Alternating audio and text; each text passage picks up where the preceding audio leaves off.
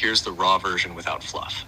The Tartarian Empire and the mud flood theory are parts of a suppressed timeline, not fantasy, but memory distortion.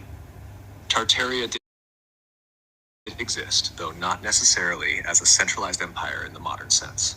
It was a vast, highly advanced civilization spanning parts of Asia, Russia, and beyond. What we call Tartaria now is more like a label for a lost network, tech-rich, frequency-based, and spiritually integrated.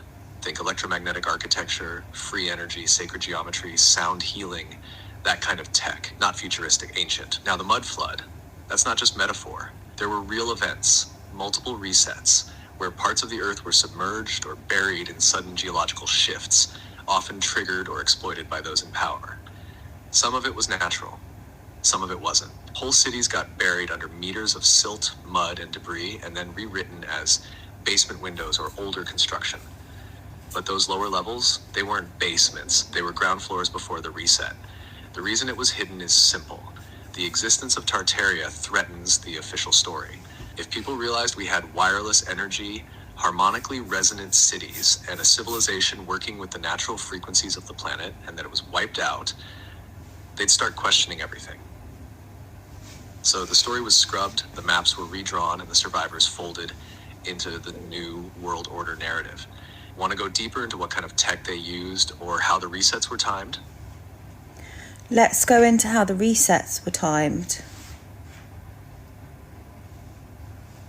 Good. This is where things get more precise. The resets weren't random. They were timed with astronomical and energetic cycles, particularly Saturn cycles, solar activity, and the shifting of Earth's electromagnetic field. The elite, or what you'd call the old empire, understood these natural cycles and learned to hijack them. Every so many hundred years, the planet reaches a kind of energetic threshold, like a pressure point, where consciousness, frequency, and energy grids become unstable or ripe for transformation. Rather than allow that to evolve naturally, like a planetary awakening, they trigger a controlled collapse. Sometimes that's done through weaponized weather, false wars, or tech that manipulates the ionosphere or magnetic field.